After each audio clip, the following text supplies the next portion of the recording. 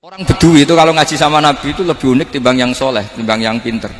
Sehingga banyak ilmu itu ditemukan dari orang Bedui. Karena cara berpikir itu aneh. Kalau orang soleh, orang waras kan berpikirnya ada aneh, standar. Jadi orang Bedui itu aneh. Pernah suatu saat Rasulullah itu khutbah cerita kiamat. Wah, dahsyatnya kiamat kayak apa?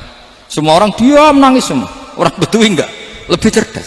Ini Nabi itu aneh. Cerita kiamat kok udah ada tanggalnya, ini gimana?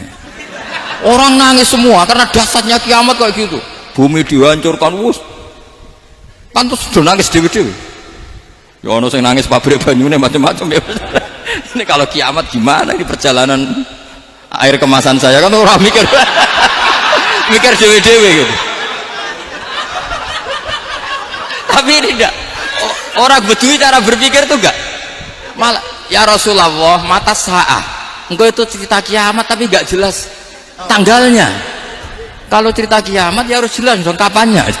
Jadi unik. Jadi cara berpikir sahabat kaget semua loh. Kaget. Karena gak kepikiran. Nabi a'radu anhu, a'radu itu mengabaikan. Banyak sahabat yang menganalisis lam yasma'kan. Nabi memang gak dengar sehingga mengabaikan. Ada yang analisis lagi sami'a wa kariha. Sebenarnya Nabi dengar cuma gak berkenan karena tengah-tengahnya khutbah kok tanya. Tapi si Arabi ini cerdas. Masuk akal kan?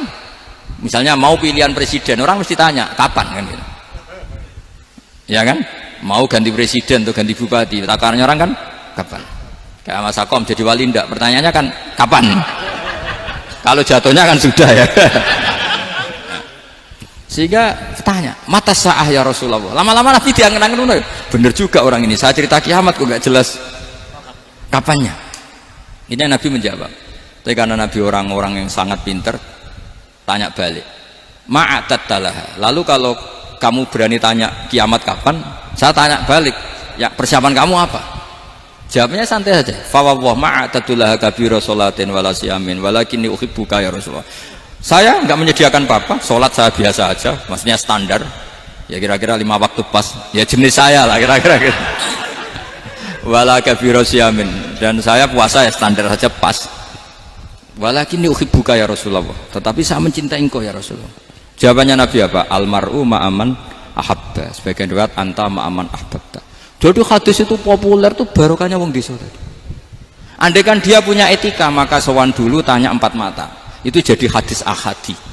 Tapi barokahnya dia selonong di depan umum. Zaman Nabi khutbah itu jadi hadis mutawatir. Jadi kadang barang baik itu barokahnya orang yang enggak baik. Maksudnya su'ul adab.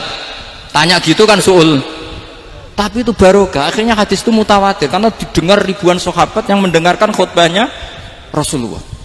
Tapi kalau hadis itu satu-satu kan khossoni bidzalika Rasulullah, khossoni bidzalika Rasul, itu nanti jadi hadis ahadi yang kualitasnya jauh di bawah hadis mutawatir. Jadi barokahnya orang su'ul adab itu ya ada karena Allah yang mendesain ini.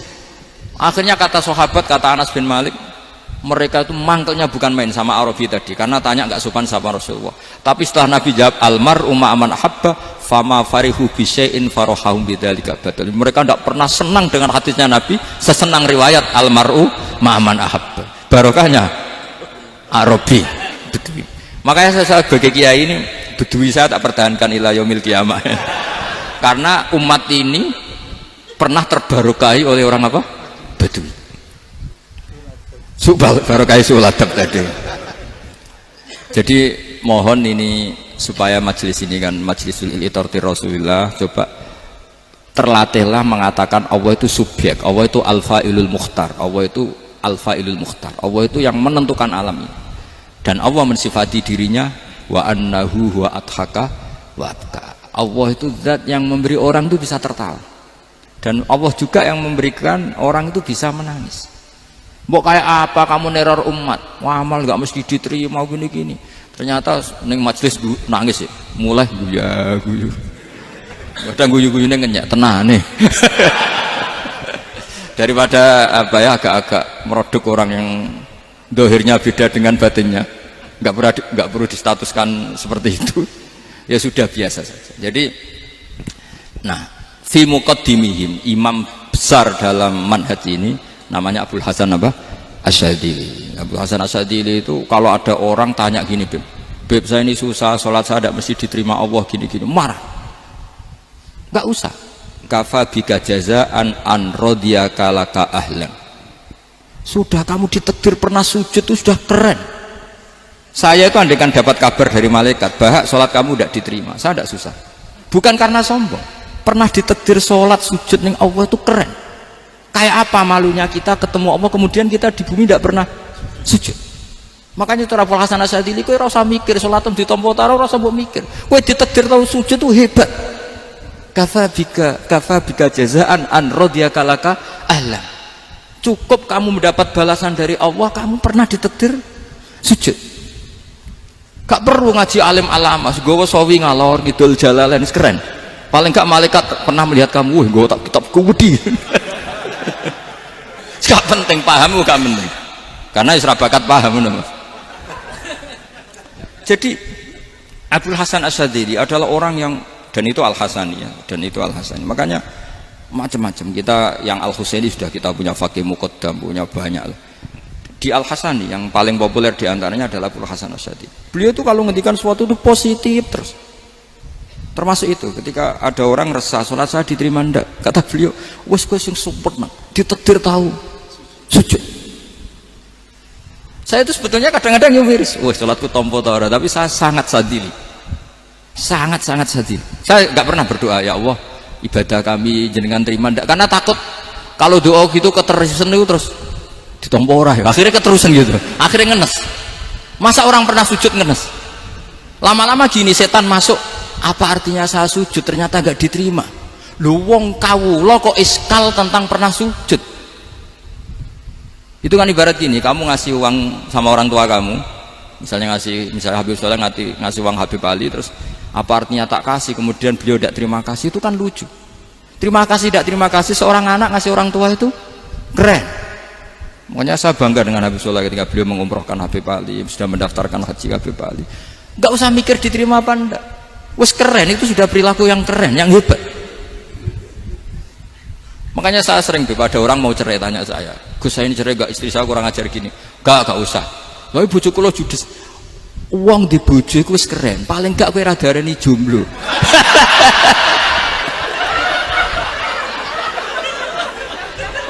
Diarani duda ora enak. Wes luwe sabar di diarani duda mek diarani bojo judes. Enak bojo judes cek gagah. Di bojo lah. Oh iya. Provokator itu.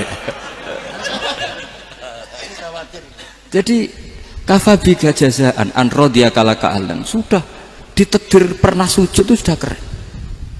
Dulu ulama ala hadan nampak. Ulama dulu cara berpikir seperti itu. Makanya ulama dulu kalau nafsiri wasjud waqtarib sudah pernah sujud. Di Quran nggak pernah ada ayat wasjud lan sujudo siro ingkana kada wa kada ingkunta mutayakinan bikobuli sujudi. Kan ada sujud ya sujud saja, tidak usah mikir makbul apa tidak makbul. Sudah kalau sujud pasti waqtarib. Terus saya sebenarnya ya sebagai orang ya kadang wedi, sholatku ditompo ta ora. Tapi kalau keterusan nanti ada was-was yang mengatakan opo artine sholat. Lu tuh kan ngeri seorang hamba sing uripe ning bumine Allah kemudian menyoal pernah sholat hanya karena takut gak diterima. Itu kan geblek banget. Nah, saya jenis kiai yang di partai itu. Saya enggak tahu kalau keneng dikom. Di umat masa kamu gak ada keren iblis. Jadi nah nanti kalau misalnya ada manhajnya Habib Soleh yang tidak seperti itu tidak apa-apa, mungkin supaya orang nggak takabur, nggak fakhr, sehingga makanya mulai dulu lama itu ya partainya kalau nggak rojak ya khauf. Nah saya ini yang jelas terang-terangan ikut partai rojak saja, apa? Partai rojak karena banyak yang sudah di partai khauf, tapi saya rojak yang bil ilmi tadi. Makanya Sayyidina Umar radhiyallahu anhu itu yang namanya sama sujud. Saya itu punya kitab. Habib Soleh pernah tak tunjukin tulisan tangan saya. Muji-muji sujud. Sayyidina Umar ketika ditusuk seorang kila itu Majusi ya. Abu Lu'lu' terkenalnya itu. Itu Hulamul Mughirah terkenalnya. Ditusuk, dia sahabat, beliau sahabat, wali. Jadi nusuk Umar tuh kayak apa? Nusuk Mas Akom aja dosa besar apalagi nusuk Umar. Itu ketika ditusuk, dia itu ya punya dendam. Namanya manusia itu punya dendam. Artinya namanya orang kan mangkel sama yang nusuk. Kalau orang mangkel itu inginnya kan yang nusuk itu masuk neraka. Tapi apa kata Umar? Ngendikan gini, tanya pertama, yang nusuk saya siapa? Orang Majusi. Orang Majusi, Hulamul Mughirah. Alhamdulillah alladzi lam yaj'al maniyati biyadi rajulin lam yasjud laka sajdatan yuhaju biha indaka yaumal qiyamah. Saya itu senang Gusti, yang nusuk saya orang yang nggak pernah sujud sama jenengan. Jika kalau saya dendam supaya dia masuk neraka, saya nggak takut orang itu nuntut sama saya. Tapi kalau dia pernah sujud, pernah sholat, kemudian dia masuk neraka karena nusuk saya, kemudian dia berargumentasi, saya pernah sujud ya Allah, kenapa engkau masukkan neraka? Saya tidak berani jawab ya Allah, saking hormatnya sama yang namanya sujud. Jadi kamu dendamnya kesampaian, coro Jawa ya, dendam dengan tanda kutip ya, tidak makna semestinya. Jadi mangkel lebih sing nusuk, nak mlebu neraka pantas, wong ora tau sujud wae Gusti gitu. Tapi kalau pernah sujud, kemudian dia masuk neraka karena saya, bisa yuhajuni biha yaumal qiyamah. Jadi kayak apa sujud? Saya apa?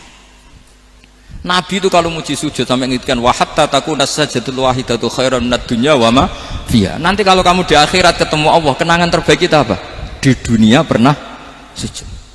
Keren aja. Cara ning pondok wis tau bayar seharian lho. Cara sowan kiai tau ngampopi Mas. Wis go jajan. Nah tapi kadang syaitan itu masuk tadi. Apa artinya sujud gak mesti ditompo, apa artinya sowan Habib ngaturi gak mesti ditompo, ngaturi kiai. Akhirnya ada ketakutan. Nah kalau ketakutan ini berlebihan lama-lama, ma faidatus sujud. Wah itu sudah buruk sekali, wong hamba kok tanya ma faidatus sujud. Nah ini di pentingnya mazhab-mazhab Syadzili. Jadi saya ngaji agak-agak uraan wa amdan. Kalau ini watak sudah, bukan. Jadi uraan itu ada dua, ada yang amdan bismil ilm, ilmunya banyak terus milih manhaj. Insya Allah saya partai itu. Ada yang uraan bakat Mas. Ada ya? Ada apa banyak? Nah sebetulnya khauf juga gitu Bim. Ada khauf itu karena ilm. Ada Habib alim alama atau kiai alim alama, dia tahu masyarakat kalau ngikuti Gus Bak nanti jadi fakhr, kurang tawaduk, terus dia milih partai khauf. Lah yang buruk itu ada kiai yang milih khauf pancen dari awalnya sati cilik ya. Jenisnya wis sati. Jadi sebenarnya dia tidak cukup ilmunya nerangkan khauf, cuma jenisnya wis sati cilik. Wong ning omah lawang dikunci ono gludak-gludak, ono hantu putih. Jadi ya sama, yang bawa rojak bisa bawaan dablek, yang bawa khauf bisa saja bawaan ati cilik. Nah kita ingin yang bawa rojak ya bismil ilm, yang bawa khauf juga bismil ilm. Ya ono teh Mas, wong sing ati gede, pegawene dua blek, tapi enggak bawaan rojak, memang bawaan dablek. Ada yang ati cilik tapi bawaan khauf. Jadi mengatakan khauf tapi sebetulnya bawaan ati cilik. Nah kita inginnya ndak, kalau rojak ya bismillah kayak Abdul Hasan Asyadzili, kalau yang kampanye khauf kayak Sayyid Abdul Haddad bawaan apa? Ilm. Sehingga kita ini Qul inni ala bayyinatin mir rabbi, semua itu berdasar ilmu sing jelas welo-welo. Makanya semua nabi memaklumatkan apa? Qul inni ala bayyinatin mir rabbi. Jadi semua ilmu syaratnya apa? Bayyinah itu kebenaran ilmiah sing jelas welo-welo. Makanya itu yang disebut Allah Subhanahu wa taala mensifati kekasihnya yaitu Nabi Muhammad sallallahu alaihi wasallam, lam yakunil ladzina kafaru min ahlil kitabi wal musyrikina munfakkina hatta ta'tiyahumul bayinah rasulun minallah yatslu suhufam mutahharah. Niku Kanjeng Nabi saking cerdase meneh tek wong Islam, wong musyrik, wong kafir ngerti logika yang dibangun Nabi saja kuat infikak dari kemusyrikannya. Makanya disebut munfakin. Orang-orang musyrik, orang-orang kafir tidak munfakin, tidak tercerabut dari akar akidahnya hatta ta'tiyahumul bayinah. Itu siapa? Rasulun minallah yatslu suhufam mutahharah. Masyhur itu debatnya Nabi dengan orang-orang musyrik. Mereka bilang, ya Muhammad, kita ini urusannya banyak, kasusnya banyak, lalu anda mengajarkan ke Tuhan satu. Masa urusan banyak cukup Tuhan satu? Itu gak fair Muhammad. Aja'alal alihata ilaha wahida inna hadha la syai'un ujab. Urusan kita banyak, masyakil kita banyak, muskilah kita banyak, kalau Tuhannya satu gak cukup Muhammad. Nabi dengan santainya memberi penjelasan, ya sudah gini saja, kalau kamu jadi budak atau pembantu, majikan kamu banyak, semuanya merintahkan kamu, semuanya bikin aturan untuk kamu suka enggak? Ya gak suka Muhammad, kalau majikan kita banyak repot. Ya sudah, Tuhan kamu itu majikan kamu, kalau banyak perintahnya beda-beda kamu pusing. Ya udah mat, Tuhannya satu aja mat. Karena Nabi bayin, orang itu bisa dibalik-balik pikirannya. Dan makanya disebut dorobawa masalah rojulan fihi syuraka umutasakisuna wa rojulan salamal lirojul hal astawiyani masalah alhamdulillah. Jadi Nabi itu kalau adu argumentasi itu luar biasa. Jadi segampang itu Nabi memberi apa? Argumentasi. Karena beliau adalah al-hujjatul balighah. Jadi Nabi itu gak pernah kalah. Pernah Nabi debat sama orang Yahudi, Muhammad, saya ini turunan Ibrahim, kita ini Israel ya, kita tahu Israel adalah turunan Nabi. Israel nama lain dari Yakub, Yakub bin Ishak bin Ibrahim. Padahal Yakub ini punya anak namanya Yahuda, makanya Yahuda bin Yakub bin Ishak bin. Kita ini yang mirip Ibrahim, bukan kamu. Tapi orang Yahudi itu nggak apal nasabnya, sehingga mereka bilang kita ini saking baiknya Ibrahim saja pengikut kita. Terus digojlok oleh Nabi, Ibrahim itu buyute Yahuda, makanya digojlok, ha antum haula'i hajatum fi ma lakum bi ilm falimatu hajuna fi ma laysa lakum bi ilm. Kita adu debat itu sudah ilmiah, kenapa kamu menjadi tidak ilmiah? Kenapa Muhammad? Terus Allah menurunkan wa ma unzilatit Taurat wal Injilu illa min ba'di afala ta'qilun. Artinya gini, kalau Ibrahim dikatakan Ibrahim Yahudiyah, itu sama dengan saya berkali-kali podo karo sampean misalnya ngendikan Mbah Zubair itu pengagumnya Gus Roji misalnya. Padahal Gus Roji bin Ubab bin Maimun bin Zubair, misalnya Gus Roji bin Kiai Haji Ubab bin Kiai Haji Maimun bin Kiai Haji Zubair. Nah Ibrahim itu kan Yahuda bin Yakub bin Ishak bin Ibrahim. Terus mereka bilang Ibrahim itu pengikut Yahudi. Itu kan kebalik-balik. Kayak Habib Hasan itu pengagum Habib Soleh. Kan Habib Hasan rohnya ini gimana, ini sih mbahnya kok dianggap. Nah sehingga orang Yahudi ketika Nabi berdebat beda dengan Nabi Muhammad SAW. Ketika ditanya, kenapa kamu yakin agama tauhid? Millata abi, karena ini agama nenek moyang saya. Millata abikum apa? Ibrahim. Jadi jelas. Akhirnya orang Yahudi ngerti. Ya kan sama dengan mengatakan tadi Pak Karno itu pengagum Puan Maharani. Kan aneh nggak kalimat ini? Mbah Hasyim Asy'ari itu pengagum Gus Dur. Gak lucu. Itu dekat. Jadi Nabi itu orang yang bayinah itu kalau menerangkan kebenaran itu bahkan orang kafir pun bisa infikak, bisa munfakin, tercerabut dari akar kekafiran. Nabi itu mudah sekali merubah logika. Makanya di Quran sering ada kata aro'aitum, karena memang tadi. Nah saya mohon apapun pilihan anda rojak kayak Abdul Hasan Asy'adili tadi. Ketika orang resah sujudnya diterima apa enggak, sholatnya diterima apa enggak, beliau bisa berargumentasi betapa pentingnya sujud. Wes aja kowe iku kawula, tahu sujud iku keren. Saman bayangkan betapa malunya kita kalau kita ketemu Allah kemudian di dunia enggak pernah. Lho paribasane kula mlebu swarga lah iku isin. Mlebu swarga tapi ning donya ora tahu isin. Sama seperti kowe di guru, saurip-uripmu ora tahu salam templek isin. Kira-kira seperti meskipun salam template ora penting ya ora penting toh, misalnya soleh salam template 50.000 duwe wis akeh ngono kan. Nah masakom penting kudu rokok. Itu bukan nilainya kok, betapa malunya kita. Saya dulu mau sarang, andai kan tidak pernah khidmah sama iya malu tenan sebagai apa? Santri. Makanya Sayyidina Umar ketika beliau dibunuh orang, itu pertanyaan pertama, dia pernah sujud enggak pernah. Andai kan dia pernah sujud, maka saya tidak berani masukkan dia masuk neraka. Takutnya dia protes sama Allah, ya Allah saya pernah sujud kenapa harus di neraka? Atau Umar ditanya Allah gini, Umar, kue ridho wong sing tahu nyembah aku kemudian dia di neraka? Kayak apa? Jadi makanya Umar ketika wafat ketika alhamdulillah alladzi lam yaj'al maniyati biyadi rajulin lam yasjud laka sajda. Ya jadi saya mohon sekali jadi majelis ini sebuah majelis mubarak, caranya tauhidnya dibenarin ya, tauhidnya dibenarin. Jadi Allah itu adhaka wa abka, Allah itu al-hadi, Allah itu ar-razzaq. Sehingga menteri ekonomi mbok salah rumusillah wong tetep mangan. Mergo Allah itu ar-razzaq. Mbok negara dikelola keliru lah wong tetep mangan, wong Allah itu ar-razzaq. Kiai rada akeh sing di masalah. Tapi ya tetep agama ini jalan. Lho andai kan syaratnya agama ini bener, wah yo repot. Kowe iso bayangno masakom bener terus. Tapi agama ini berkali-kali coba di TV itu banyak nyun sewu, ada ustadz, ada kasus apa, ada kiai, kadang ada masalah hukum. Agama ini jatuh enggak masalah. Padahal di TV sudah dinasionalkan kan, ada kiai terlibat kasus hukum atau ustadz tertangkap karena melakukan apa itu. Tapi enggak ngefek karena agama ini bihifdzillah wa biriayatillah. Sama. Negara mana-mana kadang manajemen ekonominya enggak jelas, tapi masyarakat ya makan karena Allah Razzaq. Sama, aku kancanan Masako mengeluh, tapi Allah adhaka, akhirnya iso guyu. Padahal orang untungnya blas kancanan dene. Tapi karena Allah itu adhaka.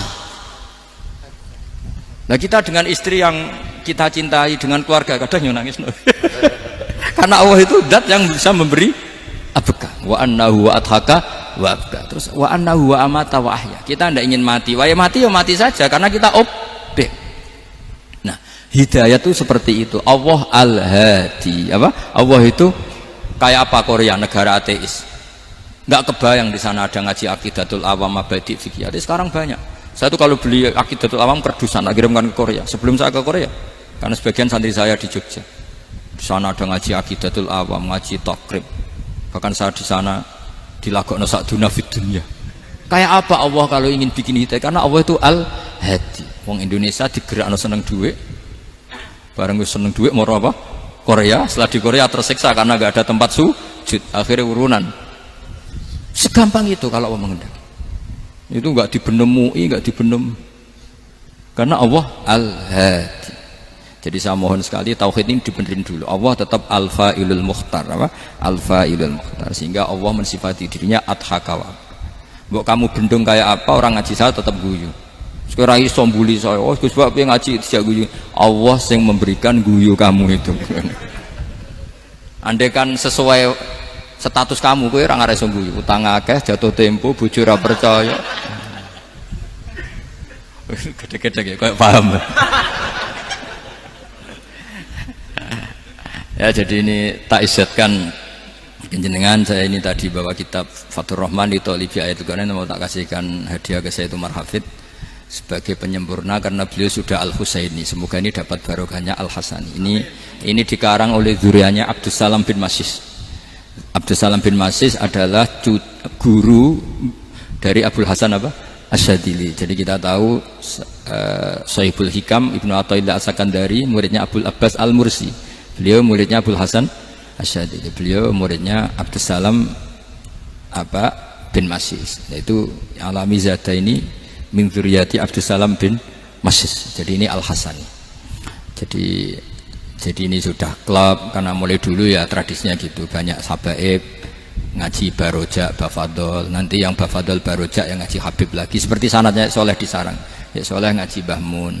Tapi Bahmun ngaji Sayyid Alawi, Sadat ya. Ngaji Sayyid Zaini Dahlan. Nanti setelah Sayyid Zaini Dahlan ngaji Ajam lagi Usman Adim Yati. Jadi ya biasa mulai dulu silsilah ya seperti itu. Jadi seperti dulu Ibnu Abbas termasuk Qorobatu Rasulillah. Jadi dulu Qorobatu Rasulillah itu Bani Hasyim sama Bani Muttalib. Tapi kalau sekarang ya tentu para sadat, para habaib. Dulu biasa Ibnu Abbas ngaji ke Zaid bin Sabit. Itu Ibnu Abbas yang mencium tangannya Zaid bin Sabit. Tapi Zaid bin Sabit juga mencium tangannya Ibnu Abbas karena Qorobatu Rasulillah Shallallahu Alaihi Wasallam. Jadi saya mohon semuanya itu insaf bil ilm, ya, insaf bil ilm.